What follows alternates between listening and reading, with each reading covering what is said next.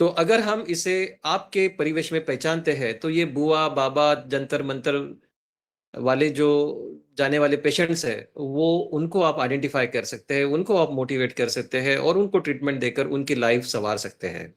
मैंने कई सारे पेशेंट्स ऐसे देखे हैं अपने परिवेश में, अपने दादरा नगर हवेली में कि पेशेंट को मेंटल इलनेसेस है, परंतु 1 मिनट जस्ट अ मिनट।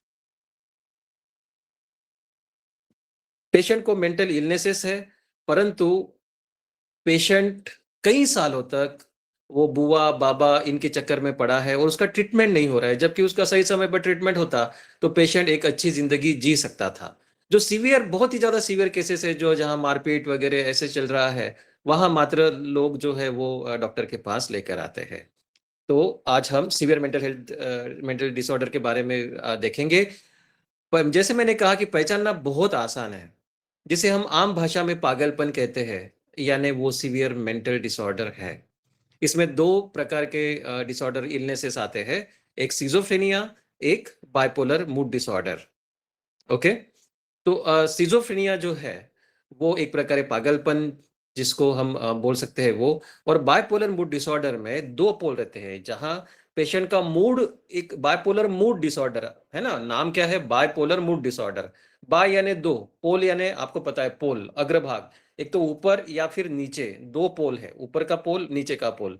और मूड डिसऑर्डर यानी मूड एक तो बहुत ही हाई रहेगा या फिर बहुत लो होगा। जब मूड हाई रहता है तो क्या होता है, आदमी बहुत खुश रहता है, ज्यादा बातें करता है या फिर बहुत गुस्से में रहेगा, चिड़चिड़ापन करेगा, है ना? या फिर लो रहेगा तो क्या डिप्रेस रहेगा। पिछली बार हमने डिप्रेशन देखा है, डिप्रेस रहेगा। तो बाइपोलर मूड डिसऑर्डर यानी एक तो बहुत ज्यादा बातें करना, बहुत ज्यादा खुश रहना या फिर गुस्से में रहना, और या फिर उसके बाद में उस एपिसोड के बाद में ऐसा एपिसोड आना जहां पेशेंट जो है वो एकदम डिप्रेशन में है।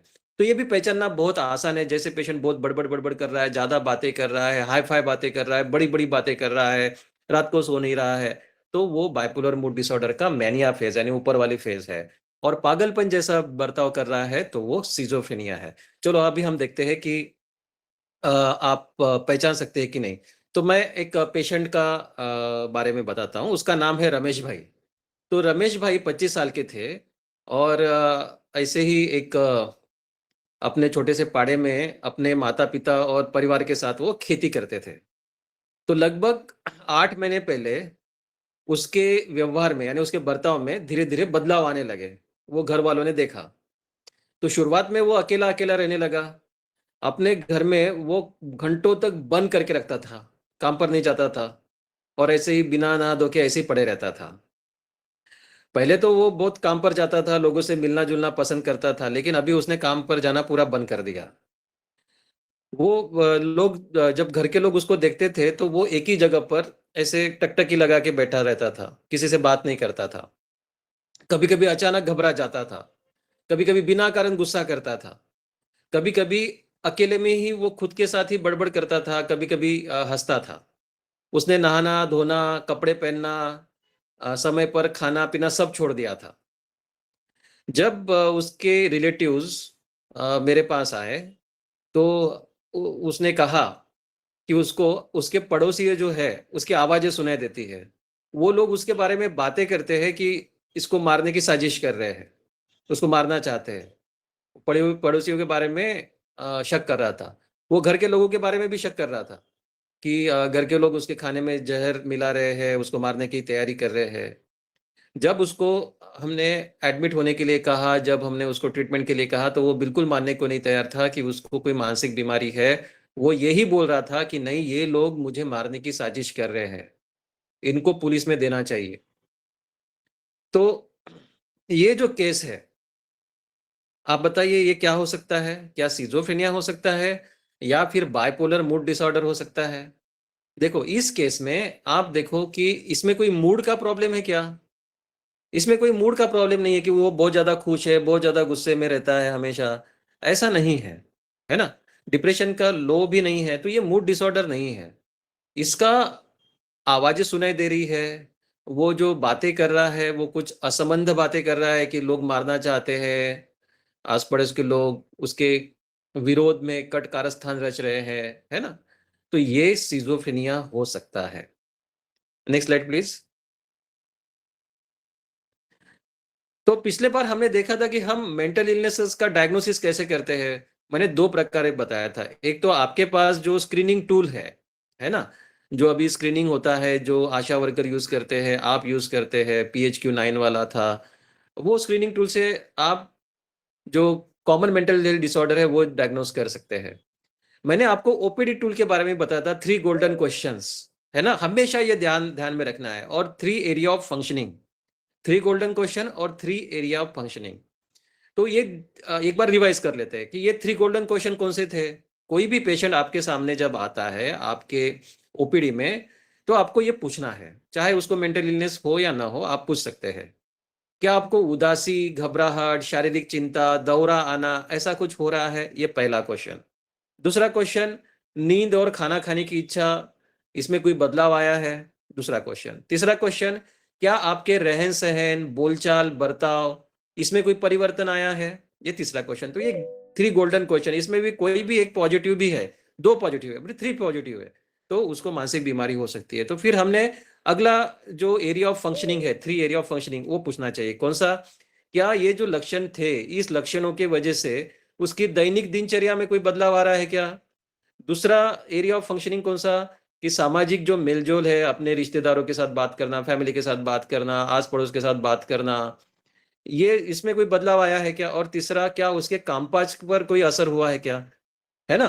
हमारी तबीयत बिगड़ती है शारीरिक तौर पर या फिर मानसिक तौर पर, तो हमारा ये 3 एरिया जो है, ये बिगड़ते हैं। हमारी दैनिक दिनचर्या, सवेरे उठना, नहाना-धोना, खाना-पीना, काम पर जाना, सही तरीके से कपड़े पहनना।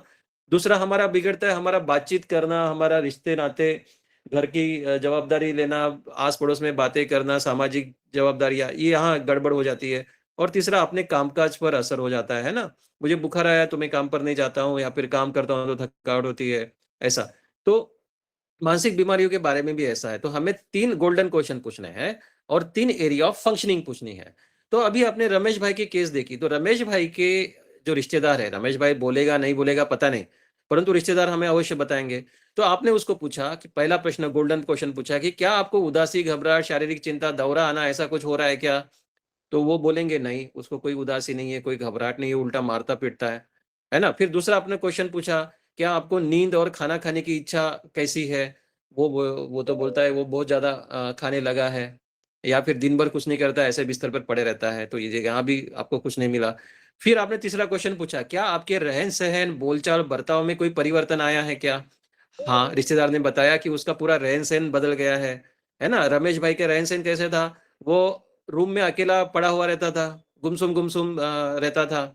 बोलचाल में क्या परिवर्तन आया था कि वो ज़्यादा बात नहीं करता था, अपने आप से बड़बड़ करता था, है ना? बर्ताव में क्या परिवर्तन आया था? कभी-कभी बहुत गुस्से में आता था, है ना? और बर्ताव एकदम लोगों से कटा-कटा रहना, ये उसका बर्ताव में परिवर्तन, यानी ये जो तीसरा प्रश्न जो था, ये पॉजिटिव है। फिर आपने ये देखा कि उसका एरिया ऑफ फंक्शनिंग में बदलाव आया है क्या? हाँ, उसकी दैनिक दिनचर्या बदल गई है पूरा। नहाता-धोता नहीं, खाता-पीता नहीं बराबर, कभी भी सोता है, कभी भी उठता है।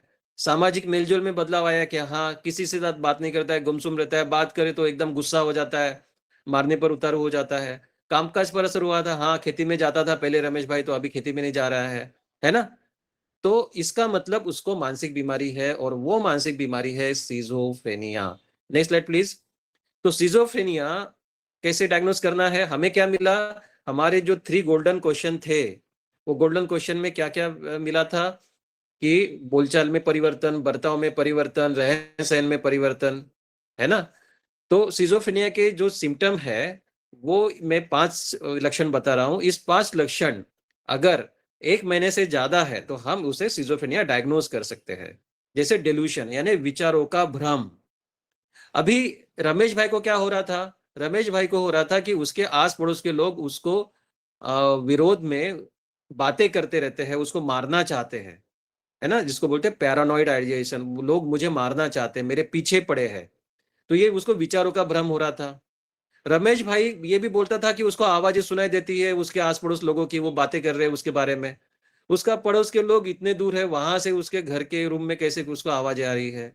उसको दिखाई भी देता है कि लोग देखो रात को आने की कोशिश कर रहे हैं, उसको मारने की कोशिश कर रहे हैं। तो ये इसको बोलते हैं हैलुसिनेशंस। अगर दिखाई दे रहा है, आवाज़ें सुनाई दे रहा है, तो ये हो गया आवाज़ें और दृश्यों का भ्रम। उसके बोलचाल में परिवर्तन हुआ था, वो कुछ भी बड़बड़ा रहा था, बोलचाल में परिवर्तन आया, बर्ताव में परिवर्तन आया, अकेला-अकेला गुमसुम-गुमसुम रहता था और कुछ खाना-पीना नहीं, बिल्कुल नहाना-धोना नहीं और कभी-कभी एकदम गुस्सा हो जाना। रहन-सहन में उसका परिवर्तन आया कि अकेला रह रहा है, चुपचाप-चुपचाप रह रहा है, किसी के साथ बात नहीं कर रहा है और बिल्कुल विथड्रॉन है, लोगों से कटा-कटा हुआ है, राइट? तो डायग्नोसिस ऑफ सिज़ोफ्रेनिया में अगर ये 5 सिम्पटम में से कोई भी 2 सिम्पटम रहते हैं, तो और वो भी 1 महीने से ज़्यादा, तो वो सिज़ोफ्रेनिया हो सकता है। कौन से सिम्पटम? विचारों का भ्रम, आवाज़ें या फिर दृश्यों का भ्रम, सुनाई देना, ऐसे बोलचाल में कोई परिवर्तन है, बर्ताव में कोई परिवर्तन है, उसके रहन-सहन में कोई परिवर्तन है। और इस सिम्पटम की वजह से अगर उनका दैनिक दिनचर्या खराब है, सामाजिक मेल-जोल जो रहता है, लोगों से बातें करना, रिश्ते-नाते संभालना, कामकाज पे असर हो रहा है, तो बिल्कुल सिज़ोफ्रेनिया है। है ना? ये हमने देखा कि वो कैसे डिसफंक्शनिंग कर रहा था रमेश भाई। Okay, next slide please. चलो अभी मैं दूसरी एक केस बताता हूँ, महेश भाई की एक केस बताता हूँ, ठीक है? तो ये जो महेश भाई था, ये सिलवासा का रहने वाला था और 20 साल की उसकी उम्र थी और वो यहाँ के कॉलेज में वो जाता था। तो उन्होंने मेरे पास लेकर आए, तो उन्होंने कहा उनके माँ-बाप ने, तो उन्होंने कहा कि 2 सप्ताह से उसे वो कुछ एब्नॉर्मल बिहेवियर कर रहा है। तो उन्होंने कहा कि पहले तो ये तो बहुत अच्छा लड़का था, पढ़ाई में अच्छा था, लेकिन कुछ दिनों से वो हमारे साथ भी झगड़ा करता है और आस-पड़ोस के लोगों के साथ भी झगड़ा करता है और छोटी-छोटी बातों में ज़्यादा आर्ग्यूमेंट करता है, बहुत बहस करते रहता है, कभी-कभी बहुत हँसता है और एक बार शुरू हुआ तो इतना ज़्यादा बातें करता है, बड़बड़ करता है कि दूसरे को बोलने का मौका ही नहीं देता है। और जो स्ट्रेंजर लोग हैं, अनजाने लोग हैं, उनके साथ भी उलझते रहता है, उनके साथ भी बातें करता है।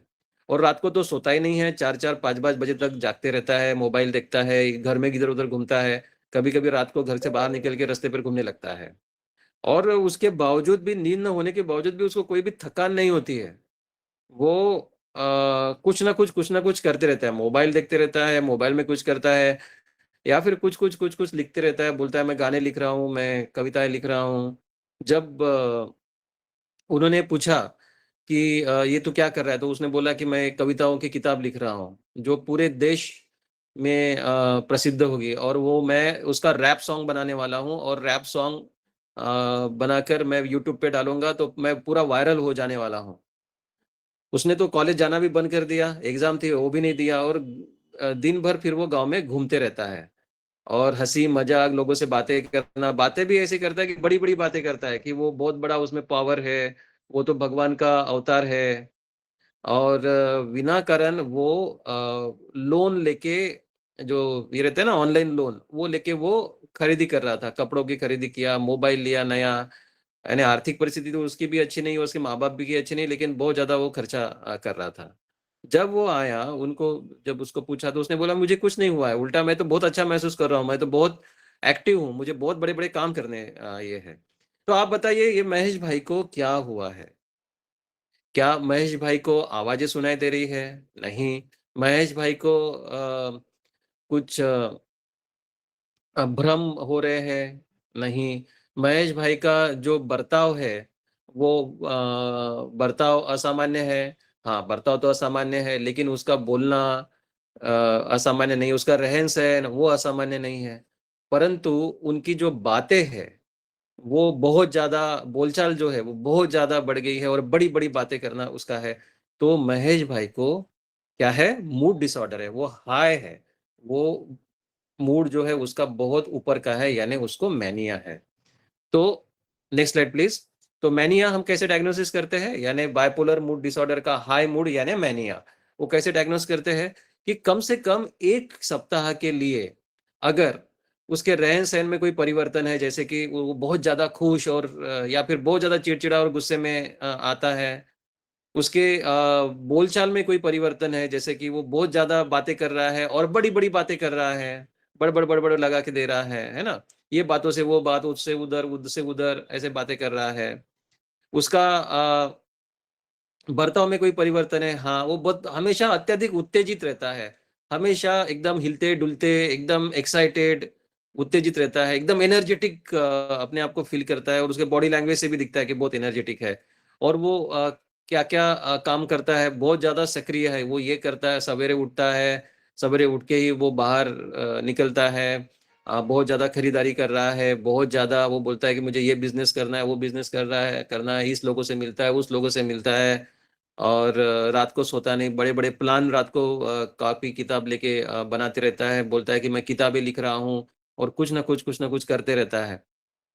तो यानी क्या कि अगर ये जो लक्षण है, ये 1 सप्ताह से तक है या फिर 1 सप्ताह से ज़्यादा है, कौन से? कि रहन-सहन में परिवर्तन, कि ज़्यादा खुश और ज़्यादा चिड़चिड़ा यानी मूड में परिवर्तन की बात कर रहे हैं हम, बोलचाल में परिवर्तन, बड़ी बहुत ज़्यादा बातें और बड़ी-बड़ी बातें, देन बर्ताव में परिवर्तन, अत्यधिक उत्तेजित है वो और उसके कामकाज में अत्यधिक वो सक्रिय है एकदम, एनर्जेटिक है। तो ये बाइपोलर मूड डिसऑर्डर का मैनिया है और इस सब की वजह से जो हमारे 3 एरियाज़ ऑफ डिसफंक्शनिंग कौन से थे? दैनिक दिनचर्या, सामाजिक मेल-जोल, कामकाज ये अगर बिगड़ रहे हैं और ये बिगड़ती ही है, तो ये बाइपोलर मूड डिसऑर्डर का मैनिया है। Okay, next slide please. आपको क्या करना है? जब ये सीवियर मेंटल हेल्थ डिसऑर्डर है यानी स्किज़ोफ्रेनिया या फिर बाइपोलर मूड डिसऑर्डर है, तो आपको ये देखना है कि क्या पेशेंट को साइकियाट्रिस्ट की तरफ रेफर करना ज़रूरी है? हाँ, पेशेंट को साइकियाट्रिस्ट की तरफ रेफर करना बिल्कुल ज़रूरी है बिकॉज़ इसका जो ट्रीटमेंट है, वो आप आपके आर्म्स में नहीं कर सकते हैं। इसमें मेडिसिन ही उसका ट्रीटमेंट है। तो आपको देखना पड़ेगा कि क्या इमरजेंसी में 108 बुलाकर भेजने की ज़रूरत है, वो हम देखेंगे। अगर क्या ओपीडी में देखने की ज़रूरत है, हाँ, वो हम देखेंगे कि कैसे रेफर करना है, उसके बारे में हम आगे देखेंगे। जब पेशेंट को आप रेफर कर रहे हैं या फिर पेशेंट वहाँ से ट्रीटमेंट लेके वापस गाँव में आता है, तो आपको पेशेंट को बराबर समझाना है कि ये जो दवाइयाँ हैं, ये बराबर स्ट्रिक्टली लेनी है, सही समय पर लेनी है और ये लंबी चलती है, लंबे समय तक लेनी पड़ती है, उसको अचानक बंद नहीं करना है, इतने-इतने दिनों में फिर से मुझे दिखाने आना है। वो ट्रीटमेंट समझो सिलवासा में ले रहा है, समझो दमन में ले रहा है, तो ट्रीटमेंट लेने के बाद में भी वो बराबर फ़ॉलो अप कर रहा है कि नहीं? वो ट्रीटमेंट बराबर ले रहा है कि नहीं? क्या उसको कोई साइड इफ़ेक्ट हो रहे हैं कि नहीं? ये भी आपको देखने की बहुत ज़रूरी है, तो फ़ॉलो अप भी होना चाहिए। देन उसको साइको सोशल मैनेजमेंट करना भी बहुत ज़रूरी है। ये जो डिसऑर्डर्स होते हैं सिज़ोफ्रेनिया, बाइपोलर मूड डिसऑर्डर, ख़ास करके सिज़ोफ्रेनिया, ये डिसएबलिंग डिसऑर्डर है। एक प्रकार की विकलांगता आती है कि आप 100% क्यूर नहीं होते हैं और कुछ न कुछ डेफ़िसिट्स रहते हैं। दिमाग काम नहीं करता है या फिर और कुछ सिम्पटम्स रहते हैं। पूरा 100% वो फिर से क्यूर नहीं होता है। तो इसीलिए मेडिसिन तो बिल्कुल लॉन्ग टर्म लंबी चलना ही चाहिए। साथ में पेशेंट पार्शियली अच्छा रिकवर होने के बाद में उसको अपने समाज में वो रहे, अपने फैमिली में वो रहे, अपना बराबर रहन-सहन वो सही रखे, समाज में रहने लायक उसका रहन-सहन हो और वो कुछ कामकाज करे जिससे वो व्यस्त भी रहे और कुछ 2 पैसे कमाए, जिससे वो किसी का बोझ ना बने, है ना? तो इसके लिए साइको सोशल मैनेजमेंट देना भी बहुत ही ज़रूरी होता है। तो वो भी हम देखेंगे कि क्या-क्या कर सकते हैं। तो ये जो 4 आपके रोल है, तो उसमें से वन बाय वन हम देखते हैं। तो पहला आपका रोल है referring first. Next slide please. तो हम कैसे रेफर करेंगे? पहले देखेंगे कि क्या इमरजेंसी है क्या? तो इमरजेंसी तभी होती है, अगर वो खुद को मार रहा है या फिर वो दूसरे को मार रहा है। तो अगर ये दोनों में से कुछ है, तो आप 108 को फ़ोन कर सकते हैं, पुलिस का सहारा ले सकते हैं। मेंटल हेल्थ केयर एक्ट 2016 के अंतर्गत ये पुलिस का रोल है कि उसको ले जाकर हॉस्पिटल में एडमिट करे। बहुत बार ऐसे फ़ोन आता है, सर ऐसा-ऐसा है गाँव में वो घूम रहा है पेशेंट और रिलेटिव उसको ट्रीटमेंट नहीं देना चाहते हैं। तो गवर्नमेंट ने जो लॉ बनाया है मेंटल हेल्थ केयर एक्ट कि तब ये पुलिस का रोल बनता है। तो रिलेटिव ने वो पेशेंट को एडमिट करने के लिए पेशेंट तो मान नहीं रहा है, पेशेंट तो एग्रेसिव है, मारपीट कर रहा है, तो पुलिस को फ़ोन कर सकते हैं। पुलिस पेशेंट को ले जाकर हॉस्पिटल में एडमिट करती है। रिलेटिव को उसकी जवाबदारी लेना पड़ेगा कि वो हॉस्पिटल में एडमिट है, फिर उसकी दवा गोली बराबर करे। परंतु हॉस्पिटल लेके जाना अगर संभव नहीं है, तो पुलिस आपको मदद कर सकती है। तो आप 108 को फ़ोन कर सकते हैं, पुलिस को फ़ोन कर सकते हैं इमरजेंसी में के लिए। और 108 का भी ये कर्तव्य है कि कोई पेशेंट अगर पागलपन है, तो वो डिनाय नहीं कर सकता है। वो लोग डिनाय करते हैं, परंतु हमने इंटरवेंशन किया है।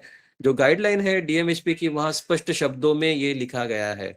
108 का ये काम है, क्योंकि ये इमरजेंसी है। अगर पेशेंट सुसाइडल है या फिर होमिसाइडल यानी दूसरे को मार रहा है या फिर खुद मर रहा है, तो ये इमरजेंसी है, उनको आना ही पड़ेगा।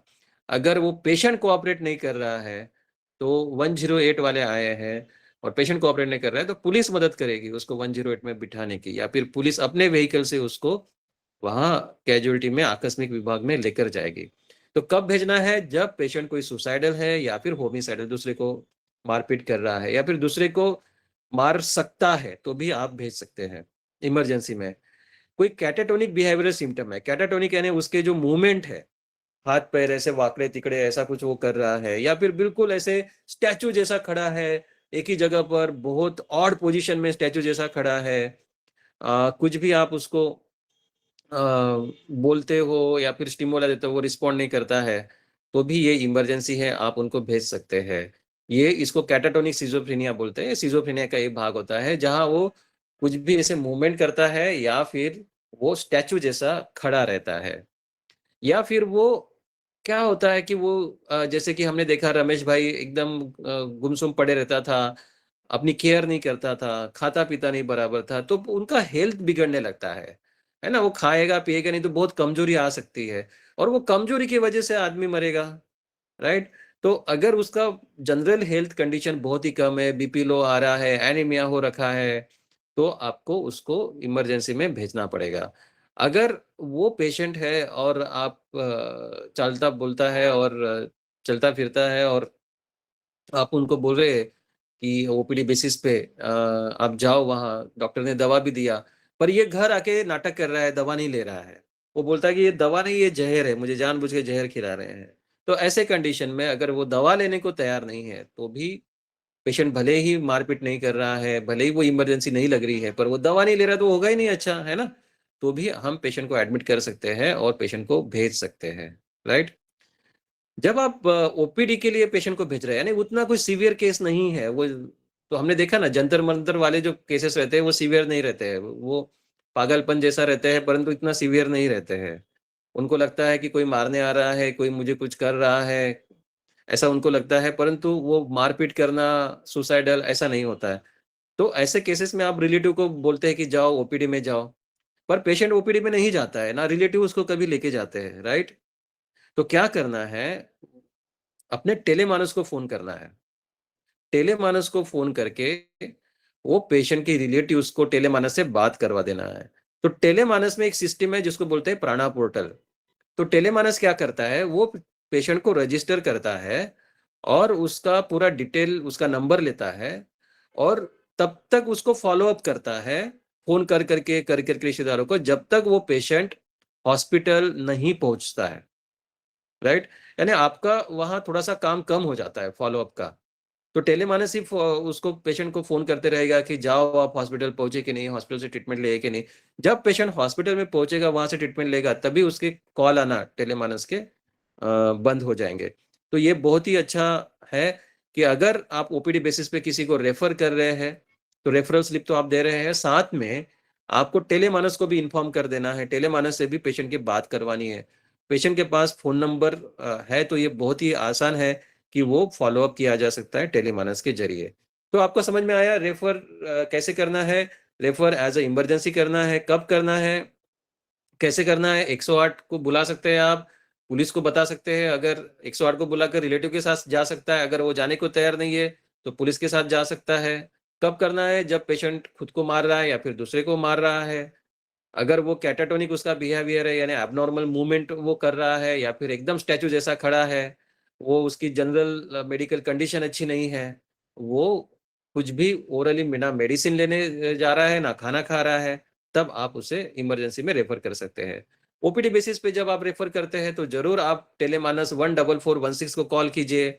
वो प्राणा पोर्टल में उसके लेंगे और उसको फ़ोन करके फ़ॉलो-अप के लिए प्रेरित करते रहेंगे। Next slide please. दूसरा नेक्स्ट स्लाइड। दूसरा मैनेजमेंट में हमने देखा कि आपको इंस्ट्रक्ट करना है पेशेंट को, क्या-क्या बताना है। जब आप उसको दवाई दे रहे हैं, दवाई ले रहा है वो, तो क्या-क्या आप उनको बता रहा है। तो सबसे पहले बात ये समझो कि वो पागल है, उसको कुछ समझ में नहीं आ रहा, ऐसा नहीं। पेशेंट को बिठाइए, पेशेंट को समझाने की कोशिश करें। भले ही पेशेंट को सिज़ोफ्रेनिया है, भले ही पेशेंट को बाइपोलर मूड डिसऑर्डर का मैनिया है, परंतु बहुतांश पेशेंट में समझने की क्षमता रहती है। उनको बिठाइए, समझाइए कि ये मानसिक बीमारी है और इसके लिए दवा ज़रूरी है और दवा से वो अच्छे हो जाएँगे। है ना? तो पेशेंट को डिसीजन मेकिंग के लिए वहाँ इन्वॉल्व कीजिए। अगर आप उसको एडमिशन के लिए भेज रहे हैं, तो उसको समझाइए कि हम आपको नमो हॉस्पिटल में भेज रहे हैं, हम आपको दमन साइकियाट्रिस्ट के पास भेज रहे हैं। उसको वहाँ आपको मेडिसिन मिलेगा या फिर वहाँ आपको थोड़ा-सा एडमिट होके आपकी तबीयत अच्छी हो जाएगी। आपका टेंशन कम हो जाएगा, है ना? मानसिक जो भी मानसिक बीमार होता है, वो खुद भी टेंशन में रहता ही है। तो इस तरह से आप उसको मोटिवेट कर सकते हैं, प्रेरित कर सकते हैं। आप उनको और रिलेटिव को समझा सकते हैं कि जो भी दवाइयाँ मिलती है, वो बिल्कुल रेगुलर लेना है। अगर पेशेंट वहाँ जाता है, नमो में जाता है, दमन में जाता है और फिर वो घर में वापस आता है, अच्छा हो गया, अभी दवाई बंद, ऐसा ही करते हैं ना लोग। सर्दी-खाँसी होगी, डॉक्टर के पास गए, एडमिट हो गए, दवाई लिया और डिस्चार्ज हो गए, दवाई बंद, अच्छा हो गया अभी। ऐसे नहीं होता है, ये बहुतांश दवाइयाँ लॉन्ग टर्म लेनी पड़ती है। तो ये बिल्कुल बंद नहीं करना है, ये आपको उनको समझाना पड़ेगा। कोई भी दवाइयाँ अचानक बंद नहीं करनी क्योंकि ये जो दवाइयाँ हैं वो विथड्रॉवल आती है। जैसे हम चाय पीते हैं रेगुलर, एक दिन चाय नहीं पिया तो बेचैनी आती है। लोग दारू पीते हैं रेगुलर, अचानक दारू छोड़ दिया तो उनको बेचैनी आती है ना? तो दवाई लेके दारू पी छोड़ना पड़ता है, जिसको हम डिटॉक्सिफिकेशन बोलते हैं। तो वैसे ही ये दवाई अगर अचानक छोड़ी तो उसका विथड्रॉवल आता है, बेचैनी, घबराहट ऐसे होती है, सिम्पटम्स शुरू हो जाते हैं। तो उल्टा बढ़ते हैं। उसको दवाइयों को धीरे-धीरे कम करना पड़ता है। लेकिन पेशेंट क्या करता है, अच्छा लग रहा है तो दवाई बंद कर दो, नहीं। अगर दवाई बंद किया तो उल्टा विथड्रॉवल इफ़ेक्ट भी आएगा और वो जो बीमारी है वो भी आएगी। तो इसीलिए पेशेंट को आपको समझाना है, उसको पटाना है कि ये दवाइयाँ अचानक बंद नहीं करनी है।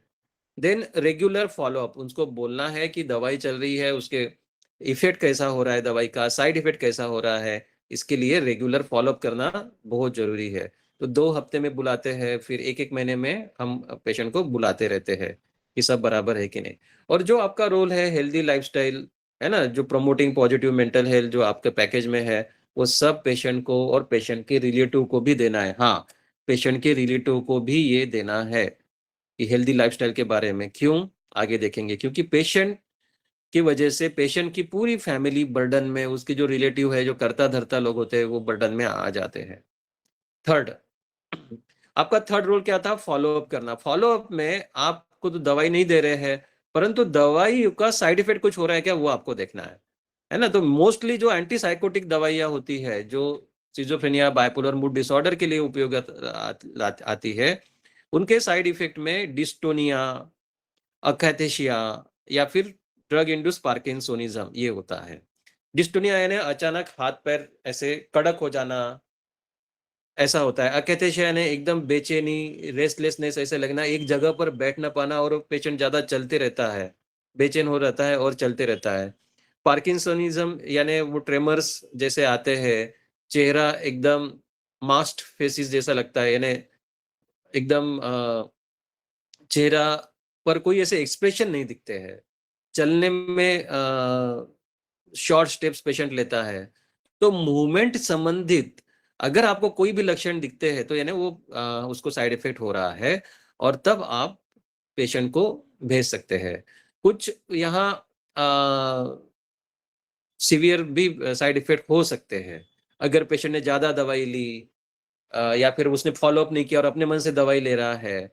तो जैसे न्यूरोलेप्टिक मैलिग्नेंट सिंड्रोम एक सीवियर डिसऑर्डर है जहाँ पेशेंट को हाई ग्रेड फीवर आता है और पूरी बॉडी ऐसी कड़क हो जाती है और वो हिलता-डुल नहीं पाता है।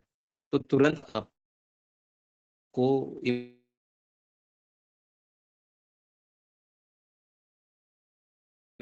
तो आप रेफरल स्लिप बना के दीजिए साइकियाट्रिस्ट के नाम से, उनको भेजिए कि पेशेंट है, इसको दवाई से फ़ायदा नहीं हो रहा है, तो आप उनको भेज सकते हैं। तो फॉलो-अप करना पेशेंट का ज़रूरी है। आपने एक बार पेशेंट को रेफर कर दिया साइकियाट्रिस्ट के पास, ऐसा नहीं, उसको आप भी खुद भी फॉलो-अप लीजिए पेशेंट का। Okay, next slide please. जो फोर्थ है कि psycho education, psycho social management जो आपका काम है, उसमें से पहला भाग जो है साइको एजुकेशन, इसके बारे में भी हमने काफ़ी बार बातें किया है कि सबसे पहले पेशेंट को मेंटल इलनेसेस के बारे में बताइए कि जैसे बाकी की बीमारियाँ होती है, वैसे ही ये बीमारियाँ, दिमाग की बीमारियाँ होती है। अ, इसमें ऐसा कोई ये नहीं है कि किसी ने कोई जादू-टोना कर दिया है, कोई जंतर-मंतर कर दिया या फिर किसी भगवान का शाप है, ऐसा बिल्कुल नहीं है, ये किसी को भी हो सकता है। तो यहाँ ऐसे स्टिग्मा जैसा उसमें एक लांछन है, एक लज्जा है, ऐसा मानना ये सही नहीं है। उसका ये बीमारी है, तो उसका इलाज भी हो सकता है। आप साइकियाट्रिस्ट के बारे में भी बात कर सकते हैं कि जैसे बाकी हर एक ऑर्गन के डॉक्टर होते हैं, हार्ट स्पेशलिस्ट होता है, किडनी स्पेशलिस्ट होता है ना? हड्डियों का स्पेशलिस्ट होता है, वैसे मन का भी स्पेशलिस्ट होता है, जिसे हम साइकियाट्रिस्ट बोलते हैं और वो अच्छे से ट्रीटमेंट देता है। ओके। साइकोट्रोपिक मेडिसिन्स के बारे में भी आपको समझाना है कि ये जो है बहुत लोग बोलते हैं कि नहीं, ये जो दवा होती है ना मानसिक बीमारी की, ये कुछ नहीं वो नींद लाने वाली दवा होती है। ये कोई भी नींद लाने वाली दवा नहीं होती है, ये बीमारी की दवा होती है। हाँ, उससे नींद आ सकती है ना? नींद में सोए रहे, इसलिए डॉक्टर दवा दे रहा है, ऐसा नहीं है। आपके बीमारी को ठीक करने के लिए डॉक्टर दवा देता है ना? नहीं, नहीं उसकी तो आदत लग जाएगी फिर दवाई की, ऐसा नहीं है। जो दवाइयाँ हैं उसको सही तरीके से हम लेते हैं और सही तरीके से उसको धीरे-धीरे, धीरे-धीरे कम करके टैपर ऑफ करके बंद करते हैं, तो दवा की कोई आदत नहीं लगती है। जो कोर्स डॉक्टर बताते हैं वो सही तरीके से लेना ज़रूरी है, नहीं तो ये कभी बीमारी जाएगी नहीं और हमेशा नुकसान होते रहेगा। अगर दवाई आप लेते रहे क्योंकि हमने बताया कि ये क्रोनिक इलनेस है, लंबा चलने वाला इलनेस हो सकता है ये। है ना? सिज़ोफ्रेनिया, बाइपोलर मूड डिसऑर्डर, तो दवाई लेंगे तो पूरा काम-काज सब कुछ वो सही रहेगा, सब फंक्शनिंग सही रहेगा। दवाई बीच-बीच में बंद करेगा तो फिर से एपिसोड आएगा, फिर से एपिसोड आएगा तो सब कुछ फिर रिश्ते, नाते, काम-काज सब तबाह हो जाएगा, नुकसान हो जाएगा। जो इसके नहीं-नहीं इसके किडनी फेल होती है, इससे लीवर खराब होता है, जैसे बाकी दवाइयों के साइड इफ़ेक्ट है, वैसे ही इन दवाइयों के साइड इफ़ेक्ट है। कि इससे खास किडनी फेल होती है, लीवर ये बहुत ही गलत धारणा है, मैंने हर हमेशा पेशेंट में देखी है। तो ये समझाना, ये साइको एजुकेट करना पेशेंट को बहुत ज़रूरी है ना? नेक्स्ट, दूसरा आपको ये भी देखना है कि पेशेंट के रिलेटिव जैसे मैंने कहा कि पेशेंट के जो रिलेटिव्स हैं next slide please, Vaishali ji. Patient के रिलेटिव है वो ओवरबर्डन होते हैं। क्यों ओवरबर्डन होते हैं? क्योंकि उनको अपने खुद के लिए बहुत कम टाइम मिलता है। हमेशा ये तो खुद खाता-पीता नहीं है, कपड़ा पहनता नहीं है, नहाता-धोता नहीं है ना? दवाई से लेके सब कुछ इनका इनको ही करना पड़ता है, वो खुद का कुछ नहीं करता है। तो ऐसे समय में जो करने वाला जो पर्सन है, वो अपनी फैमिली भी सँभाल रही है या फिर वो पेशेंट को भी सँभाल रही है, उसको खुद के लिए समय नहीं मिलता है और घर की परिस्थिति बहुत खराब उल्टा ये हो जाती है, तो उस वजह से उसका एक भावनिक और शारीरिक तनाव वो महसूस करती है, थकावट वो महसूस करती है, उसको खुद का लिए जो प्राइवेसी होता है, वो मिलता नहीं है। आर्थिक परिस्थिति सब विकट हो जाती है। रात को नींद क्योंकि इसको नींद नहीं आती और ये दूसरे को डिस्टर्ब करता है। इस वज़ह से घर वालों की नींद खराब हो जाती है और फिर वो जो घर वाले हैं, उसमें से ख़ास करके वो लोग जो कर्ता-धर्ता है और ख़ास करके लेडीज़ मैंने देखा है, वो खुद डिप्रेशन के शिकार होते हैं, खुद स्ट्रेस के शिकार हो जाते हैं। तो आपका एक काम है कि ऐसा पेशेंट है तो सिर्फ पेशेंट पर फोकस करने से नहीं होगा, उनके घर वालों को भी देखिए कि उसके ऊपर किसी को बर्डन तो नहीं आ रहा है ना?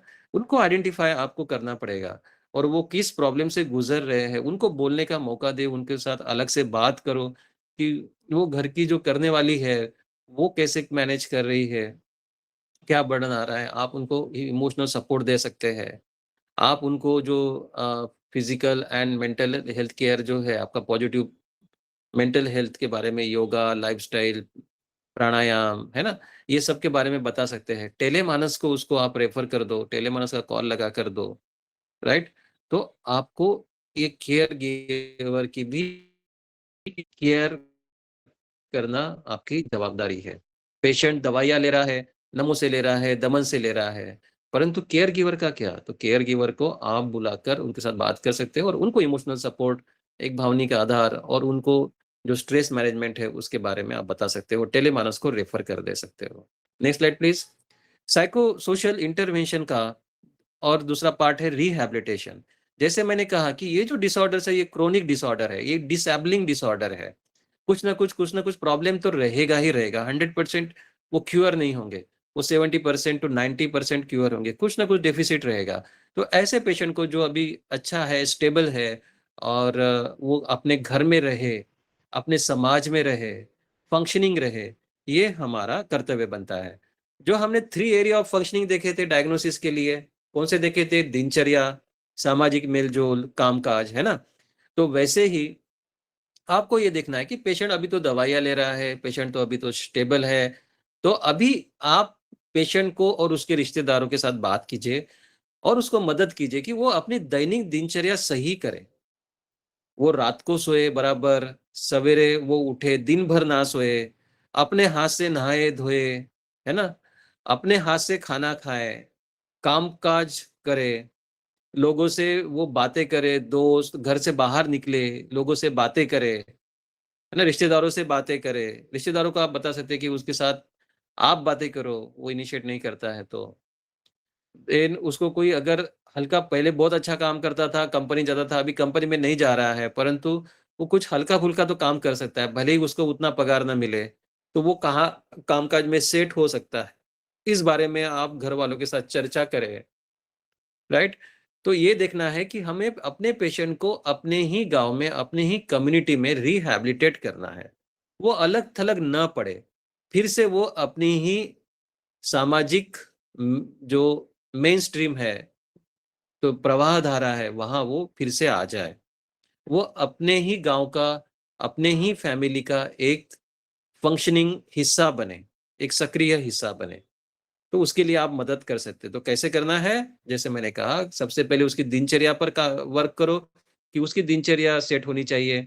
बहुत सारे लोग ऐसे हैं कि दिन में भी सोते हैं, रात में भी सोते हैं, तो ये नहीं होना चाहिए। बहुत सारे लोग रात में नहीं सोते हैं, दिन में सोते रहते हैं। तो उनको बोलना है कि दिन में बिल्कुल नहीं सोना है। अगर दवाइयों से नींद आ रही है तो रेफरल लेटर में आप लिख के दो साइकियाट्रिस्ट के नाम से, सर ये दिन में भी सो रहा है, क्या करना चाहिए? तो दवाइयाँ वो वैसे एडजस्ट कर देंगे, राइट?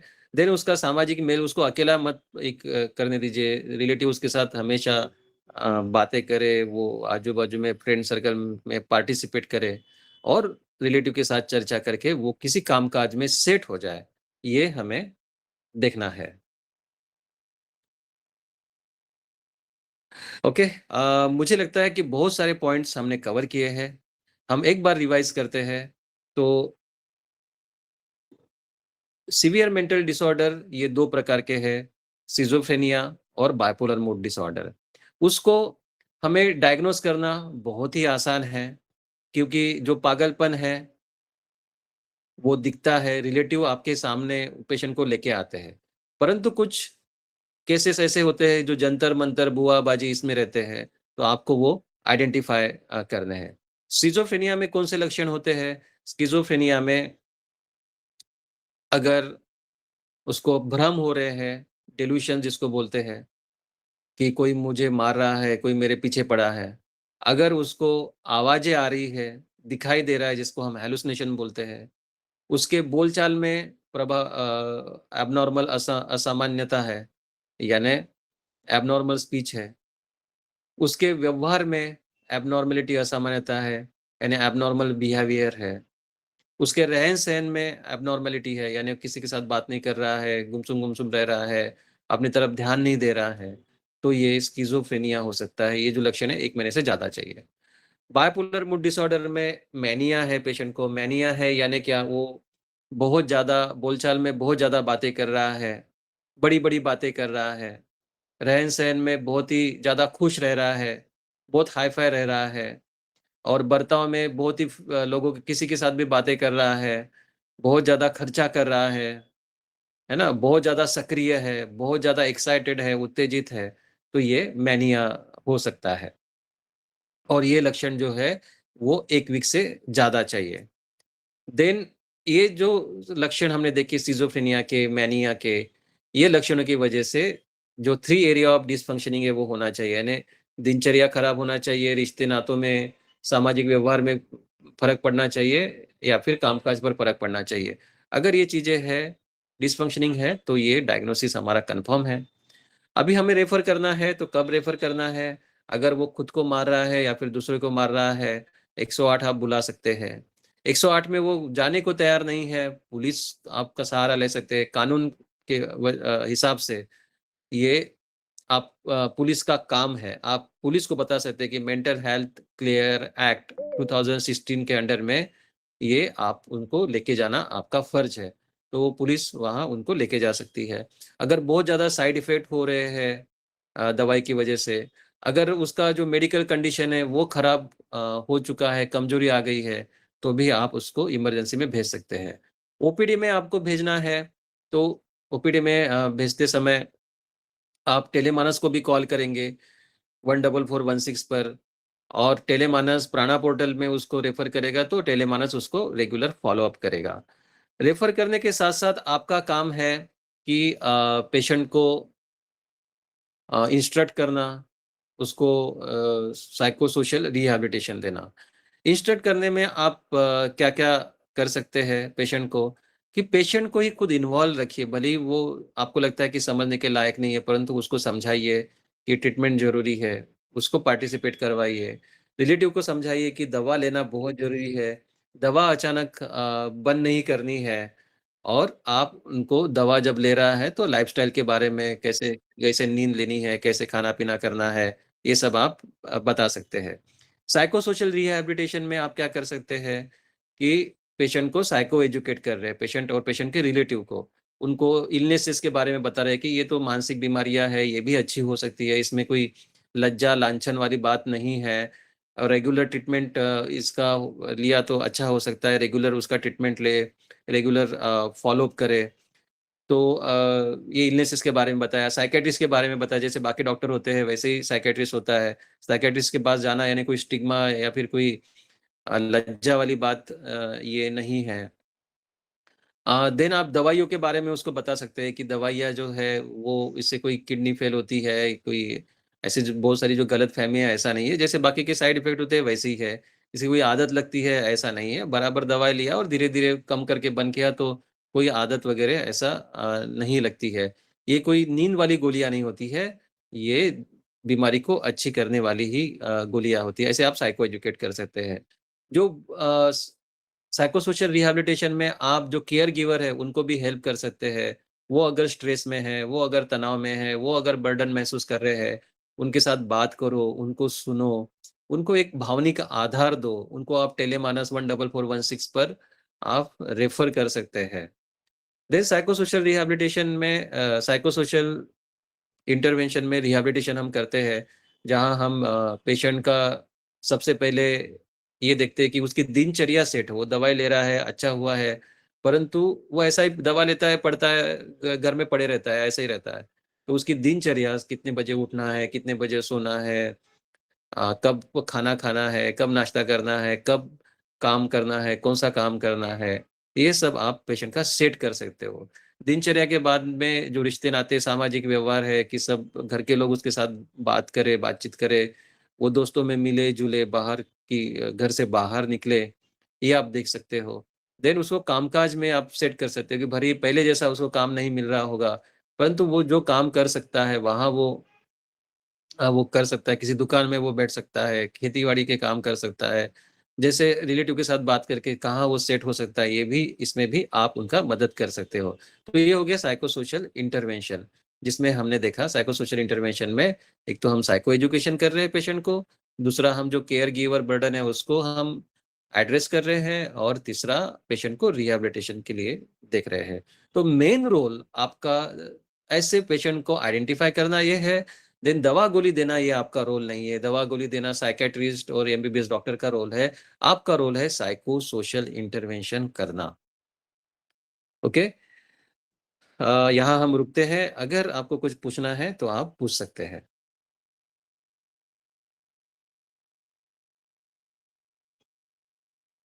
कोई अगर आपके सवाल है तो आप चैट बॉक्स में डाल सकते हैं।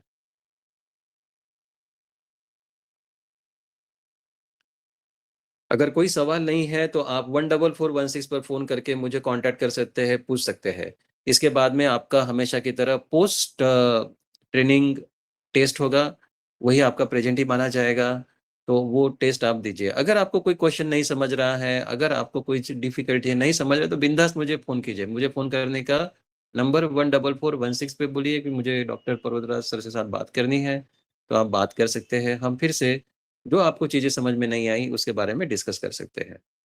धन्यवाद, जल्दी-जल्दी काम निपटाइए और सैटरडे को एन्जॉय कीजिए। Thank you very much. Thank you sir.